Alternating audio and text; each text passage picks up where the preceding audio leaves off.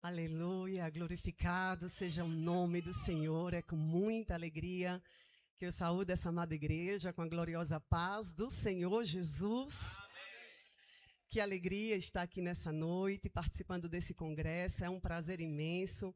Já quero agradecer ao nosso bom Deus por essa oportunidade, ao pastor Messias, por me conceder estar aqui nesse altar para compartilhar a palavra do Senhor.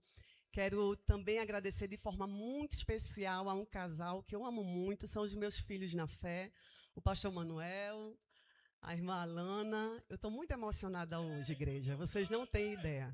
Esses meninos são meus filhos na fé. Fui dirigente deles, na juventude deles, ali em João Pessoa, no BSA1, onde cuidamos deles, e hoje ver essa família servindo ao Senhor, firme na presença, os seus filhos servindo ao Senhor, essa é a maior recompensa para quem faz a obra do Senhor. Me lembro quando o Manuel passou no curso de medicina, ele mandou uma mensagem para mim e disse: mãe, se alegre porque a senhora vai ter um filho médico. Quando a Lana engravidou do primeiro da filha, ele ligou para mim, mandou uma mensagem e disse: mãe, se alegre porque a senhora vai ser avó. Então, eu quero agradecer a Deus por essa família. Foram anos ali no BES, em oração, e Deus falava, Deus revelava para eles sobre a obra e sobre o chamado. E ver esses meninos, que para mim são meninos, o pastor Manuel, a Alana, seus filhos, servindo a essa igreja, servindo a Cristo, que alegria. Vocês são a recompensa do meu trabalho. Que Deus abençoe.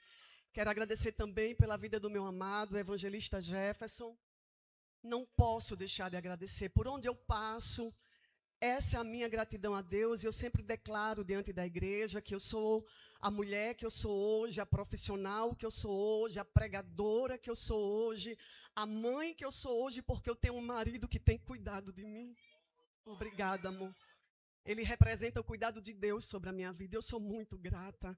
É um prazer rever a nossa diretora, a irmã Nalva, carinhosamente nós a chamamos assim. Que prazer estar aqui com a senhora, com a sua nora de Jalmira, que Deus abençoe. Estamos aqui com a minha filhinha, Esté, a filha da doutora Agna, também que veio conosco.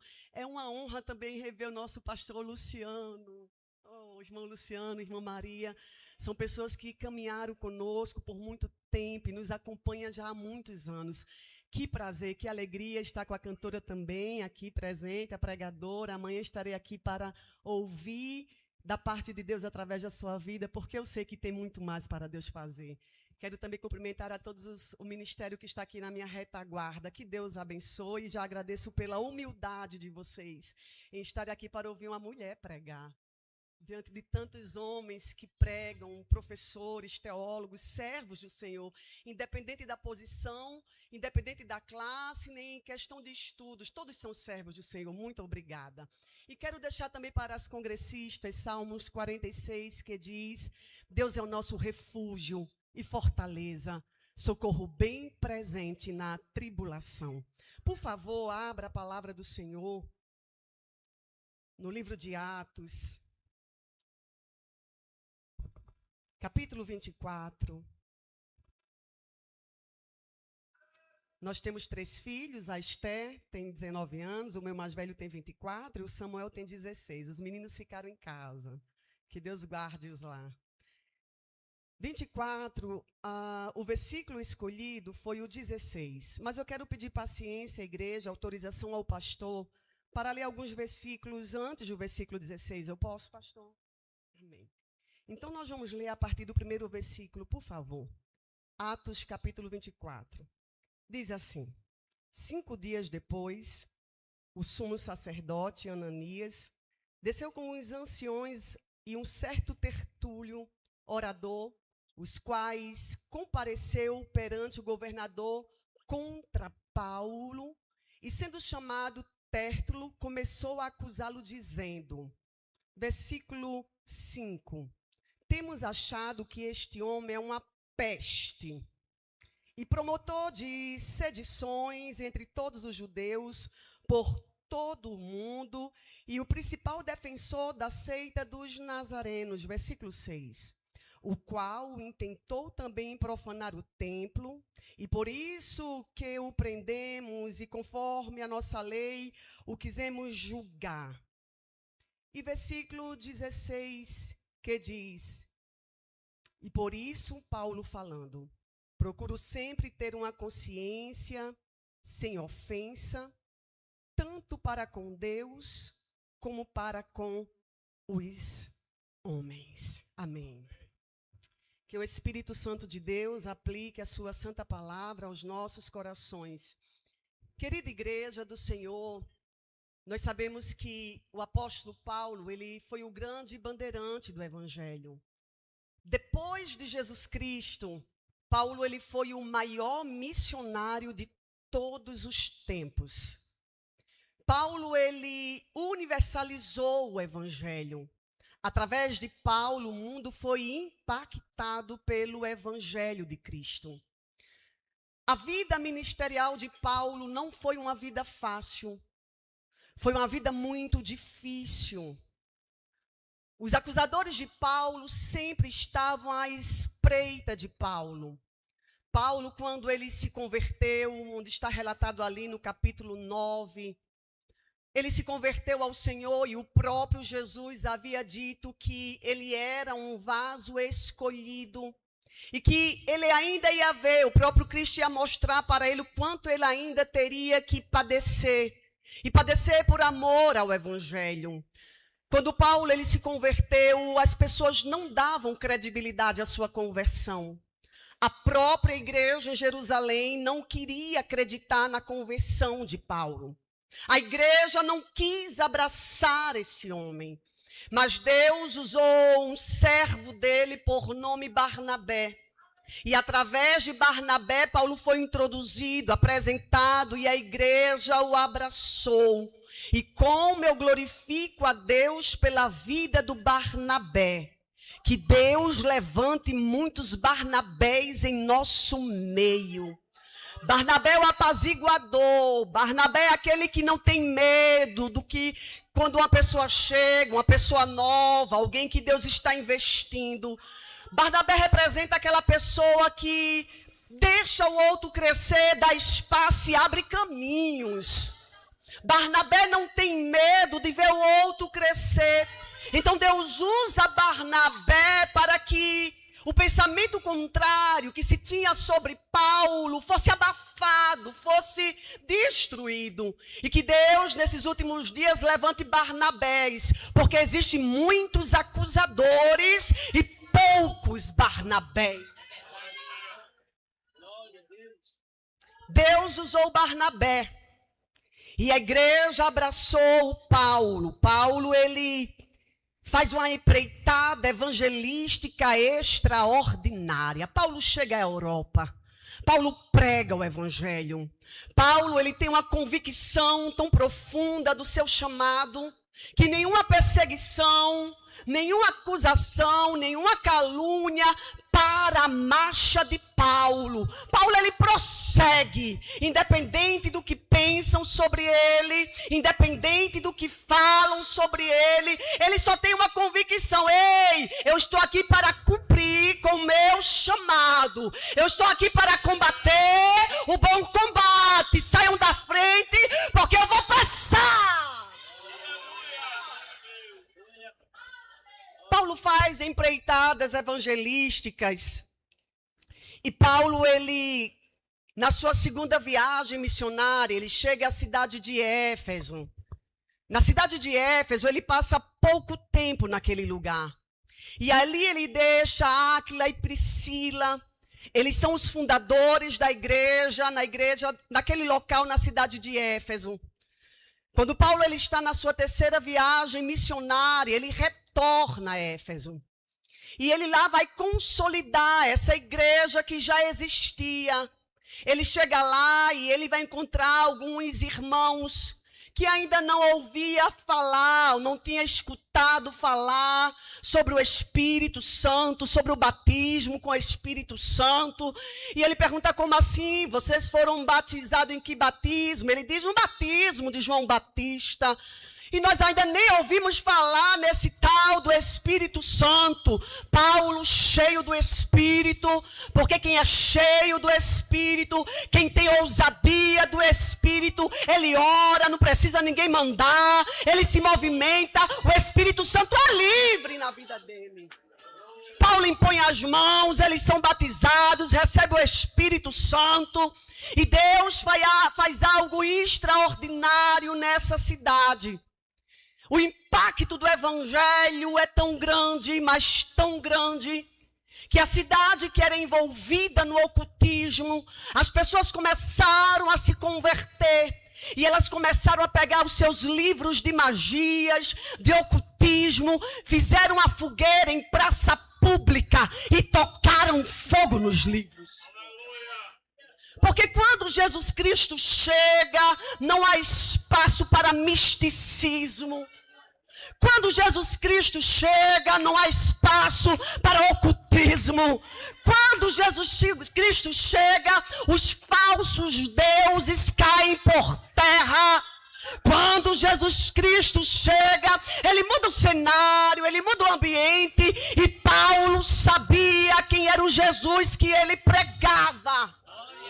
Diz a Bíblia que havia tanta graça, tanto poder sobre a vida de Paulo, que através dele o Senhor operava coisas extraordinárias.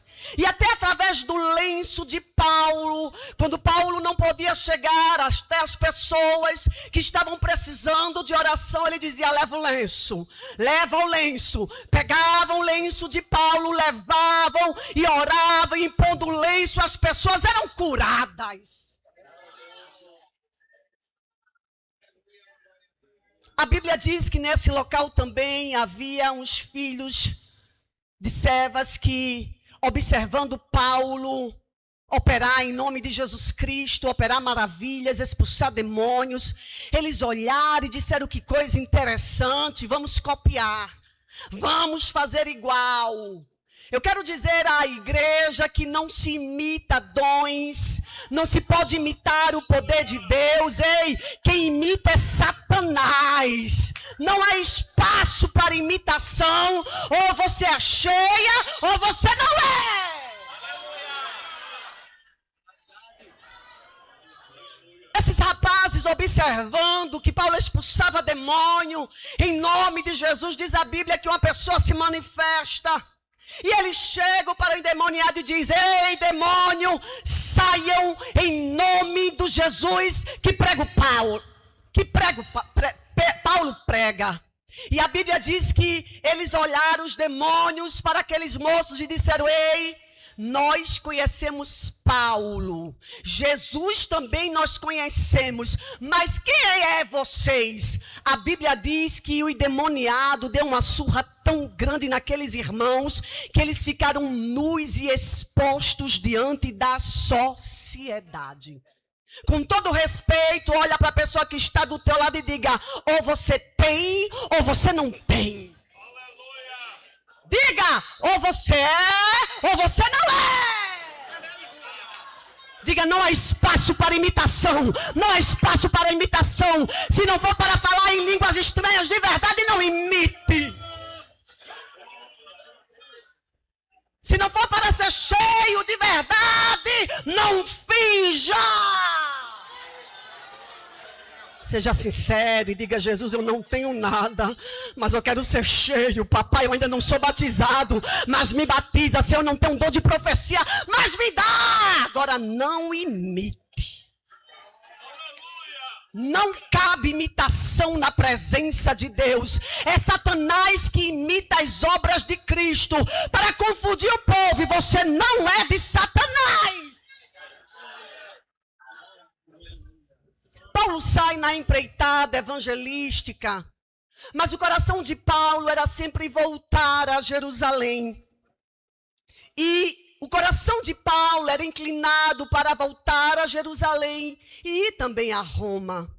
Mas por onde Paulo passava, os irmãos diziam a Paulo: pelo amor de Deus, Paulo, não sobe a Jerusalém. Paulo, você não sabe que o povo te odeia. Oh, Paulo, os judeus querem te matar. O que é que você vai fazer em Jerusalém? Para, Paulo tinha muita convicção daquilo que Deus tinha com ele. Eu quero lhe dizer nessa noite, quem não tiver convicção vai se embaraçar. Quem não tiver convicção do seu chamado, quem não tiver convicção de quem foi que lhe chamou, para que lhe chamou, qualquer voz vai te mover do teu lugar. E perceba, os irmãos não falavam com intenção má. Os irmãos amavam tanto a Paulo, que queriam poupar Paulo do sofrimento, queria poupar Paulo das tribulações, mas Paulo dizia: ei, vocês não estão entendendo, eu não só estou pronto a ser preso, mas eu estou pronto para morrer por amor ao Evangelho. Quando Paulo estava em Mileto e foi se despedir dos irmãos de Éfeso, os presbíteros foram até ele. E ele aconselhou os presbíteros, falou com muito amor, porque Paulo, apesar de ter uma personalidade muito forte, ele era alguém que amava as pessoas. E Paulo, ele amava proclamar o Evangelho. E se você lê o livro de Atos, quando começa a falar sobre o ministério de Paulo, você vai ver que Paulo não mudava de discurso. O que ele falava para a multidão, ele falava diante de autoridades. Porque tem gente que muda o discurso se tiver autoridade política, se tiverem pessoas ricas, se tiverem pessoas influentes da sociedade, como se o Evangelho escandalizasse. O que escandaliza é pecado. O Evangelho liberta.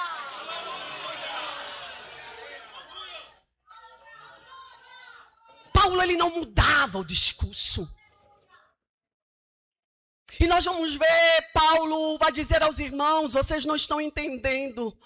O Senhor já me disse qual vai ser o meu trajeto. De cidade em cidade, o Senhor já tem me revelado e me falado que lá em Jerusalém o que está me esperando são prisões e tribulações. Mas Paulo diz: eu vou, porque eu não tenho mais a minha vida por preciosa. Não adianta viver muito e não viver o chamado. É melhor viver pouco tempo e viver com intensidade o chamado, do que viver a vida inteira numa vida sem sentido e uma vida vazia. Paulo, ele tinha convicção.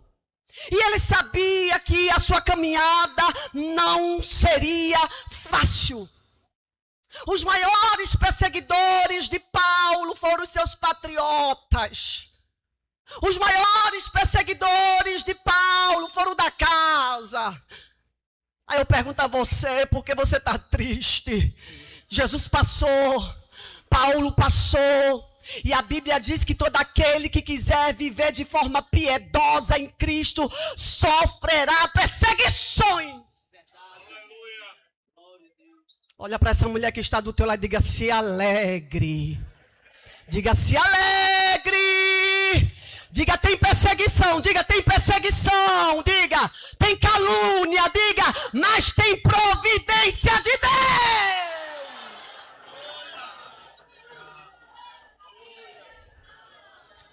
Paulo, ele vai se despedir dos irmãos. E de Mileto ele vai para Jerusalém. E quando ele chega em Jerusalém, ele vai ficar hospedado na casa do irmão Tiago. E ele chegando na casa do irmão Tiago, ele está feliz. Porque ele está cumprindo com o propósito para o qual Deus o chamou. E qual foi o propósito? Proclamar o Evangelho aos gentios. Paulo compartilha como é que o Evangelho chegou por todo mundo. Como é que o Evangelho impactou vidas? Como é que pessoas que nunca ouviram falar sobre Jesus, que não era judeu, havia se convertido? E isso era importante. Por que era importante? A igreja, quando nasce, ela nasce ainda com essa mentalidade, a mesma mentalidade da nação de Israel. E qual era a mentalidade da nação de Israel? O Deus de Abraão é só para a gente. O Deus de Abraão é só para os judeus, não há espaço para gentios. Só que desde o princípio, o propósito de Deus sempre foi alcançar todas as nações. O Senhor disse a Abraão: Abraão, em ti serão benditas todas as nações. Mas os judeus, eles tinham essa visão fechada, assim como muitos crentes, e com todo respeito. Eu só falo de nós porque nós somos assembleanos, não vou falar da casa de ninguém. Eu estou na Assembleia há 36 anos. É como alguns que pensam assim: Jesus é só dos assembleanos. Não tem espaço para mais ninguém. Meu irmão, é só se for daqui, se for de outra não tem espaço. Ei, Jesus é para todo mundo, não há exclusivismo. A glória de Deus, o poder de Deus, a unção de Deus é para todo aquele que se arrepende. Os judeus, eles tinham essa questão tão forte dentro deles. Quem é que não se lembra, por exemplo, de Jonas? Quando Deus deu a ordem a Jonas para pregar em Nínive. Nínive era a capital da Síria. Os assírios, eles eram considerados como um dos povos mais perversos da face da terra. Os assírios, eles não se contentavam apenas em ganhar uma guerra e trazer os inimigos subjugados, não. Eles eram conhecidos por suas atrocidades. Eles pegavam os inimigos, eles ainda vivos, furavam os olhos, cortavam a língua, a orelha, e no final faziam um monte com os crânios dos seus inimigos. Quando Deus disse a Jonas: levanta-te e desce, vai lá em Nínive, porque eu tenho uma mensagem para aquele povo. Jonas disse: doido é que vai, eu não vou. Alguém pensa que Jonas não foi porque estava com medo daquele povo. Mas se você ler a história de Jonas, você vai perceber que Jonas, de forma explícita, ele vai dizer que não queria ir pregar aos ninivitas, porque sabia que Deus era Deus misericordioso, e que ele ia pregar, e se o povo se convertesse, Deus iria se arrepender de destruir a cidade. Em outras palavras, Jonas queria que aquele povo fosse destruído. O coração de Jonas sofreu tanto que ele entra numa depressão dizendo: eu quero é morrer. Por que que o Senhor não destrói esse povo mau? Mata eles. Os judeus achavam assim, que o amor de Deus era só para eles. Mas eu quero dizer a você que está aqui nessa noite, você que ainda não é crente, você que ainda não confessou Jesus, que talvez se sinta não tão amado quanto os que estão aqui dentro, eu quero lhe dizer que essa festa é por causa de você. Essa festa é por causa de você, porque enquanto a última vida não se achegar e não se converter, aqueles que vão fazer parte dessa família, a igreja não sobe, mas quando a última vida se converter, aí a trombeta vai soar. Paulo, ele compartilha a Tiago, aos presbíteros. E quando ele compartilha essa grande bênção, os irmãos estão preocupados. E ele vai dizer: ô Paulo, o negócio é o seguinte, Paulo, estão espalhando por aí que você é contra a lei, Paulo, o povo quer te pegar, daqui a pouco vão descobrir que você chegou em Jerusalém, e agora, Paulo, faça o seguinte, você vai para o templo, né, Paulo, leva os irmãos, vá para a cerimônia, para que eles vejam que você não é contra a lei, você não está aqui contra a lei de Moisés, porque Paulo sabia que Cristo era o cumprimento da lei. A Bíblia diz que Paulo vai ao templo. E quando ele está no templo, fazendo cerimonial, alguns judeus da Ásia percebem que Paulo está ali. E quando percebe que Paulo está ali, eles começam agora a levantar um complô e dizer: ele está profanando o templo. Porque aqui não pode entrar gentio, não pode entrar, só os judeus têm acesso. E esse povo agora faz um tumulto tão grande sobre a vida de Paulo, que por causa desse tumulto, Paulo é retirado à força de dentro do templo. As pessoas começam agora a bater em Paulo. Eles começam a agredir Paulo na rua.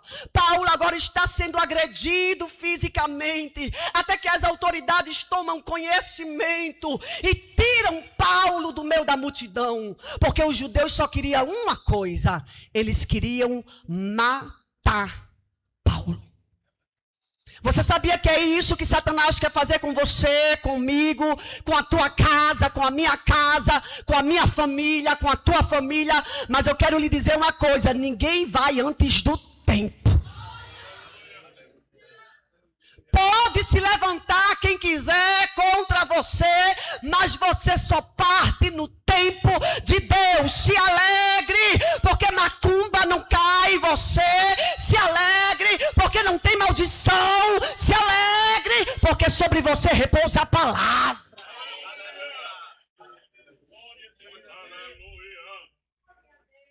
Paulo agora, ele vai ter a oportunidade de se apresentar diante da autoridade.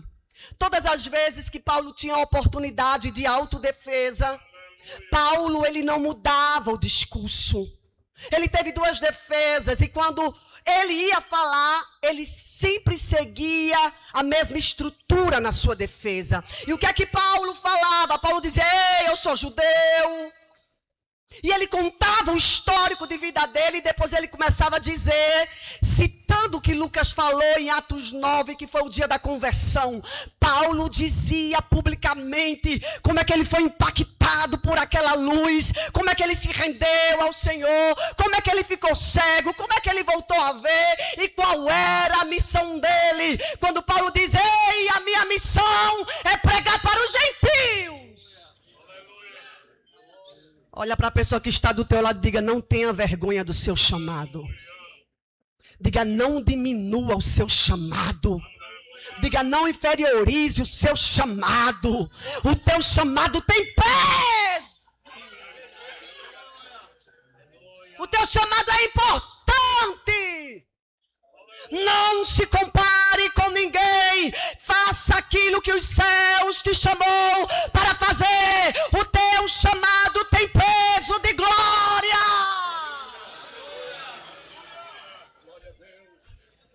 Paulo não negava o chamado dele. E quando ele fala isso, é que a ira dos judeus se levanta mais forte contra ele. Quando nós chegamos no capítulo 24, esse é o contexto em que Paulo está. Ele está sendo acusado. Olhavam para Paulo e diziam: isso é uma peste. Você sabia que tem gente que não lhe suporta?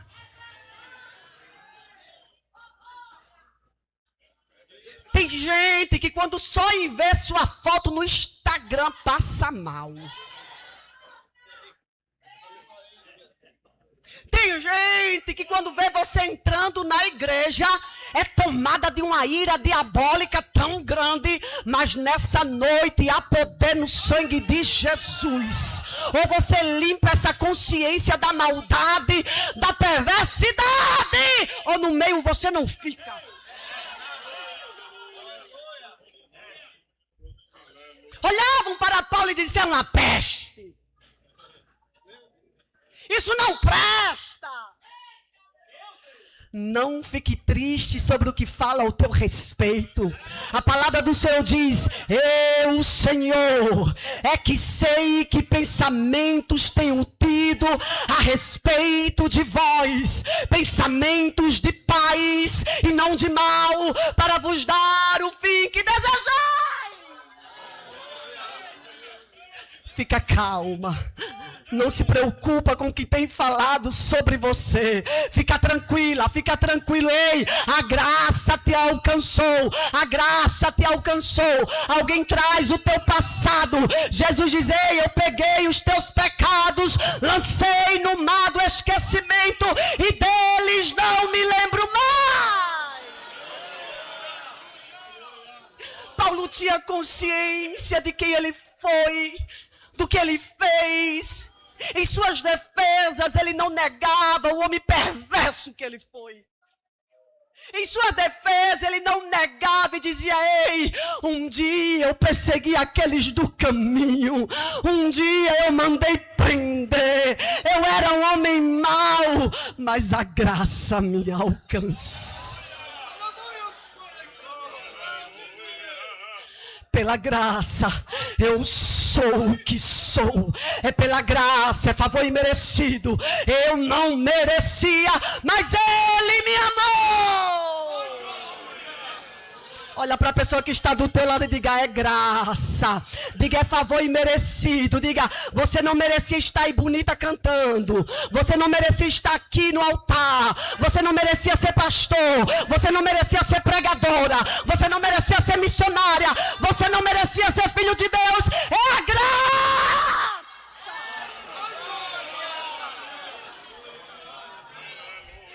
É graça. O lindo de Paulo é porque ele não negava que era graça. Ele chegava a dizer: eu me considero como um abortivo. Sabe por quê? Porque para ser apóstolo precisava de alguns requisitos. E um dos pré-requisitos era que a pessoa deveria ter andado com Jesus durante o seu ministério, durante os 3 anos e meio de ministério que Jesus exerceu na terra. Para ser apóstolo, teria que ter andado com ele, presenciado os milagres, vivenciado os 3 anos e meio. Paulo se converte depois que Jesus assume aos céus. Aí Paulo diz: eu me sinto como um abortivo. Me converti fora do tempo, mas a graça me alcançou. Nunca se esqueça quem você era e quem você é hoje. Nunca se esqueça de onde o Senhor te tirou.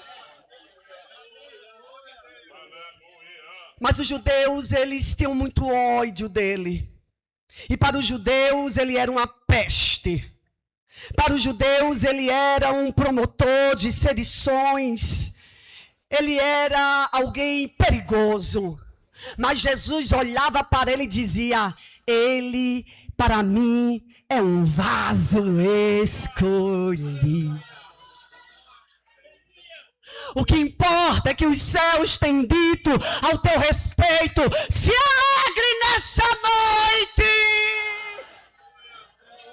Porque os céus olhou para você e disse: ei, ela é minha, é menina dos meus olhos, é meu obreiro, é minha obreira, é meu missionário, é minha missionária. Ninguém toca, sai porque é meu. E Paulo está diante desse contexto de acusações. Paulo, ele foi levado até o governador para que ele viesse condenar o Paulo. Os judeus queriam, era uma oportunidade para tirar a vida dele. Mas esse governador também era corrupto. Ele não julga a causa de Paulo. Paulo permaneceu preso ainda por 2 anos.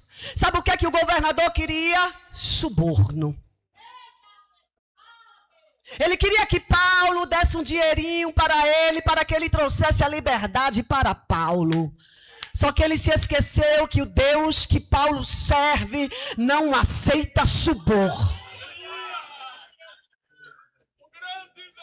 Deus não aceita suborno. Eu vou repetir. Você pode ter dinheiro para comprar pessoas, mas não compra uma consciência limpa. Você pode ter dinheiro para criar situações e fazer complô contra alguém, mas você nunca vai ter uma consciência limpa. O governador não julgou a causa de Paulo. E Paulo ainda permaneceu 2 anos presos, até que o próximo governador sucedeu a Félix, e assim deu prosseguimento. E é nesse contexto que Paulo está sendo aqui julgado pelos judeus, eles querendo tirar a sua vida, que ele começa a falar sobre os profetas, ele fala sobre a pregação, fala sobre a ressurreição, e aí ele chega e diz, versículo 16, e por isso, procuro sempre ter uma consciência sem ofensa. E o interessante é que ele vai dizer, tanto para com Deus, como para com os... Ele poderia dizer, ei, eu vou tentando ter uma consciência pura para com Deus, e pronto. Mas ele dizer para com Deus e para com os homens. Eu tenho consciência que eu não sou uma peste. Eu tenho consciência de quem eu sou em Cristo. Eu tenho consciência que eu nunca enganei ninguém. Eu tenho a consciência limpa, que nunca fui pesado para igreja nenhuma. Eu tenho a minha consciência limpa, que eu nunca fui um lobo devorador na casa de Deus. Como anda a tua consciência? Pergunta para essa pessoa, como é que anda a tua consciência? O que é que você tem feito que está fazendo tua pressão subir? Por favor, não estou dizendo que quem tem pressão alta é porque faz coisas erradas, não. Pelo amor de Deus. Eu estou dizendo que quem faz coisa errada pode se acionar aí. A consciência tranquila. Querida igreja, não tem como ter uma consciência sem culpa, sem ofensa, se você anda praticando coisas erradas. E eu vou dizer algo, infelizmente, a consciência de muita gente, ela está adormecendo. Ela está cauterizando-se. E por que é que isso acontece? Todas as vezes que eu trato o pecado como um bichinho de estimação, eu vou me acostumando com o pecado. Todas as vezes que eu faço do pecado meu bichinho, que eu vou alimentando ele dia após dia, e vou dizendo isso não tem nada a ver, ou vou justificando porque eu estou fazendo, ei, cuidado, porque amanhã você poderá tentar se arrepender e não vai conseguir, como Esaú que foi tentar se arrepender, procurando arrependimento com lágrimas, mas não alcançou. A prática do pecado cauteriza a mente. E não pense você que pecado é só adultério, é só prostituição, ou é só pegar uma arma de fogo e matar alguém. Tem muita gente matando outras pessoas com a língua. Tem muita gente matando outro com difamação. Tem muitos ministérios que estão sendo enterrados vivos pela maldade de pessoas que estão como esses judeus. E eu quero lhe dizer uma coisa. Se você permanecer com essa prática, vai chegar um momento que você não vai ter mais nem consciência. E se você não se arrepender agora, ai de você. Se você não se arrepender hoje, ai de você. Você pode fingir que está tudo bem. O Salmo 139 diz, Senhor, Tu me sondas, Tu me conheces, conheces o meu deitar, conheces o meu levantar, de longe conheces os meus pensamentos, antes que venha alguma palavra em minha boca, eis que Tu, ó Senhor, já sabe. Olha para essa pessoa com toda a educação e diga, Ele te conhece. Diga, Ele sabe o que você está falando em oculto. Diga, Ele sabe quem é que você está matando. Ele sabe. Mas calma, porque ainda tem Barnabés. Ainda tem Barnabés. Deus está levantando Barnabés. E Paulo, ele traz essa fala, porque Paulo tinha consciência de como ele procedia com os irmãos. Ele tinha consciência como ele procedia frente ao seu ministério. Irmãs, irmãos, a melhor coisa é você ter uma consciência sem ofensa. As pessoas te acusando e você dizendo: eu estou com a minha consciência tranquila, Senhor. A melhor coisa é você dizer: Senhor, sonda-me, tu me conheces, vê se há em mim algum caminho mau e guia-me pelo caminho eterno. Se você nessa noite pode dizer: a minha consciência está tranquila, a minha consciência, a consciência sem ofensa, levante as mãos, porque o Senhor recebe o seu glória. Levante as mãos, porque o Senhor recebe o seu aleluia. Alguém julga e diz: ó, está cantando e Deus não está recebendo. Está pregando e papai não está na pregação. Aí papai está dizendo: eu recebo a tua adoração. Eu recebo o teu sacrifício. Se alegre, porque quem te conhece sou eu. Quem te conhece sou eu. Quem te conhece sou eu. Quem te conhece sou eu. E deixa eu lhe dizer, andar em sinceridade, andar com a consciência sem culpa, diante de Deus e diante dos homens, não vai nos isentar de passarmos por situações complicadas. Porque você tem a sua consciência limpa, mas tem alguém que é podre. Irmão, tem tanta gente com a mente podre em nosso meio, que se vê um irmão apertando a mão do irmão, dizendo: a paz do Senhor, já fica dizendo: já está dando em cima da irmã. Tem tanta gente que tem uma mente tão podre, que tudo que ela olha está ligado à sexualidade. Eu quero lhe dizer que isso não tem a ver com o que você vê, isso tem a ver com quem você é. Todas as coisas são puras para os puros, impuras para os impuros. Uma consciência tranquila, ela precisa ser pura. Uma mente que não é pura, ela é nutrida por sentimentos diabólicos. Uma mente que não consegue desfrutar da santidade de Deus, ela vê pecado em todo mundo. Na realidade, ela é um poço de pecado. E cada um só dá o que tem. Cada um só dá o que tem. Se você é podre, você transfere podridão. Se você é fofoqueiro, você só vai transferir essas conversas que não tem futuro. Agora, se você tem uma mente tranquila, sem culpa, uma vida de santidade, que se esforça para andar na presença, ainda que alguém chegue com má intenção e você não perceba a maldade no momento, há um Espírito Santo descuidado. Mas o seu coração é puro. Olha para a pessoa que está do seu lado e diz: a tua mente é pura. Pergunta a ela: a tua mente é pura? Diga: a tua mente é pura. Pergunta a ela: a tua mente é pura? A tua mente é pura? A tua mente é pura? A tua mente é pura? A tua mente é pura? A Bíblia diz que nós temos a mente de Cristo, a mente de Cristo, a mente de Cristo, a mente de Cristo. Ei, é uma consciência sem ofensa.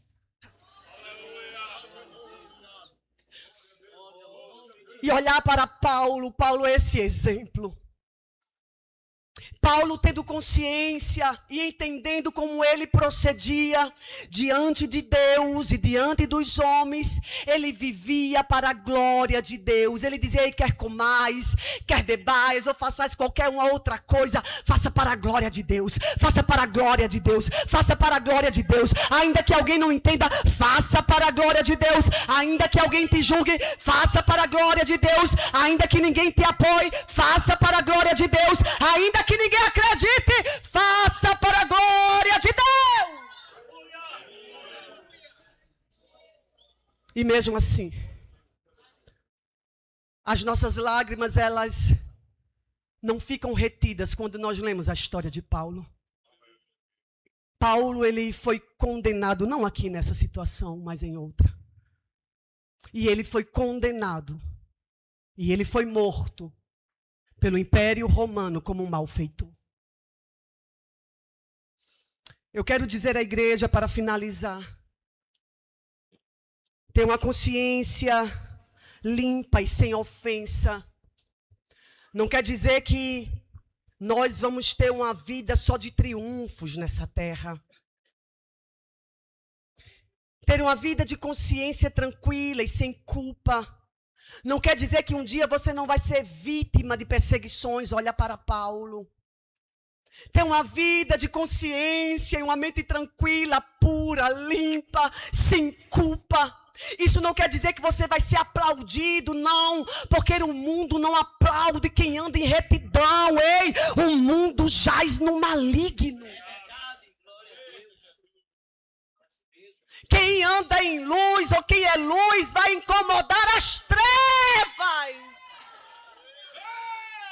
Não espere aplausos. Eu quero terminar. Olha para a pessoa que está do teu lado e diga: não espere aplausos.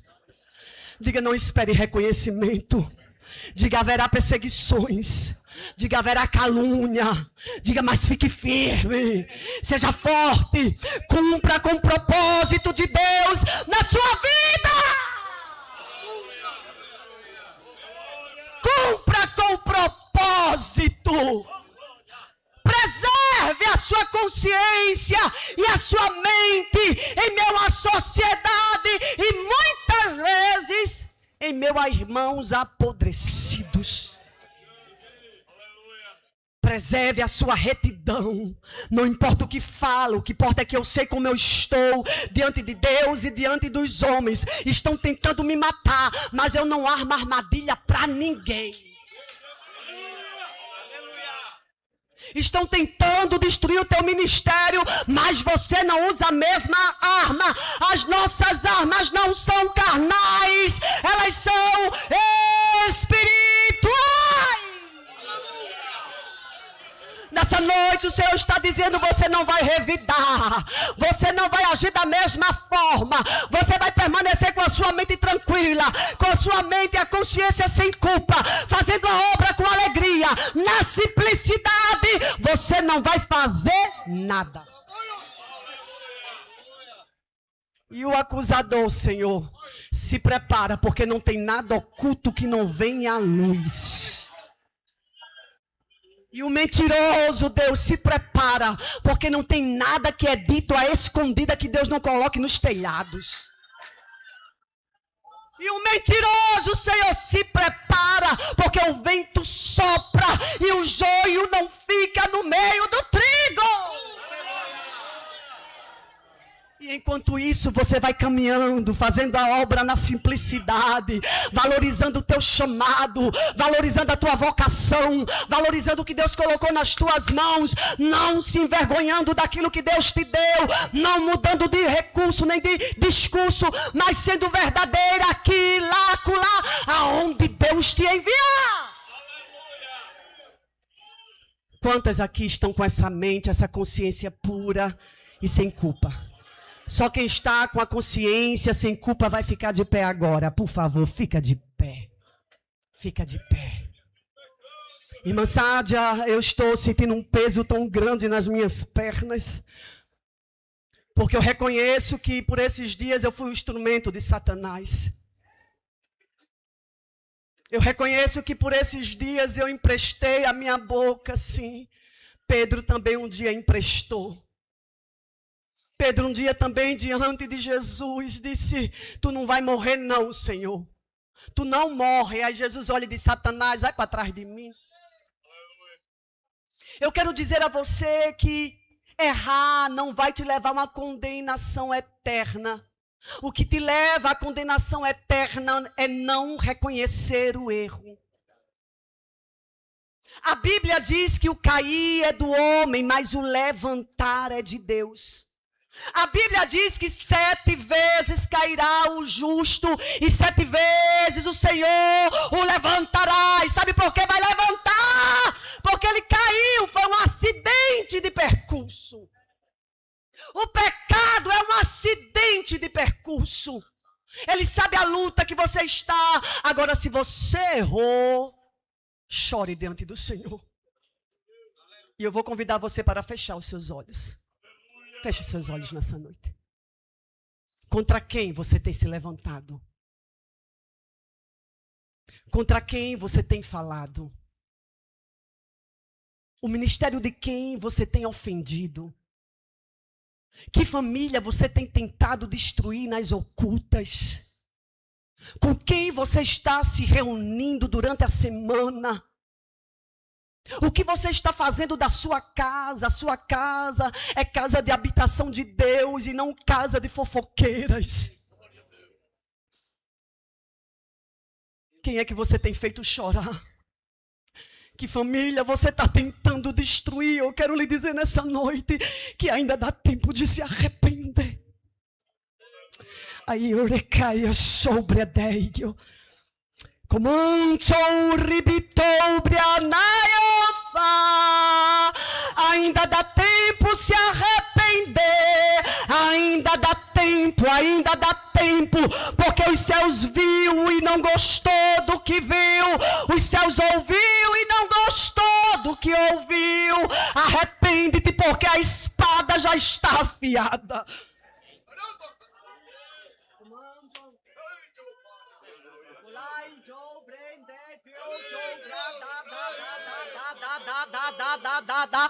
Arrepende-te, e nessa noite o Senhor fala, porque Ele te ama. Quantos ministérios você ainda vai destruir? Ei, debei, gilblai, redei, eu sobre anai, ai, quantos ainda você vai fazer chorar? Pergunta ao Senhor. Redei, arrepende-te, porque senão de madrugada eu vou te visitar.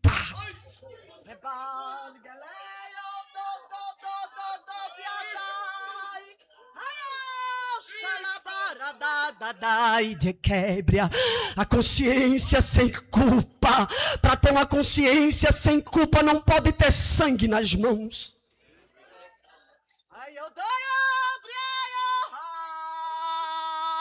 Tem sangue nas mãos. Tem vidas que você está matando.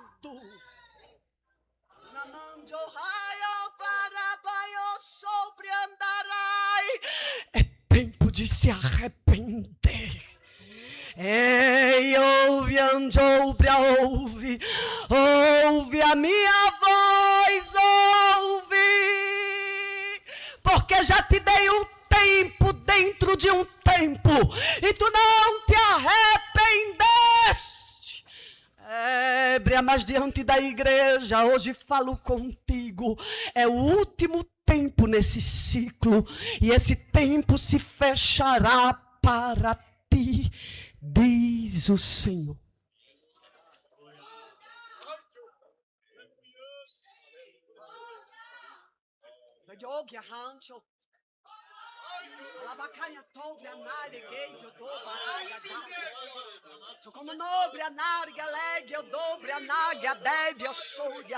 Até tu entenderes que Deus levanta quem Ele quer. Ele usa quem Ele quer. Ele separa quem Ele quer. Para você é uma peste, mas os céus estão dizendo, para mim é vaso escolhido.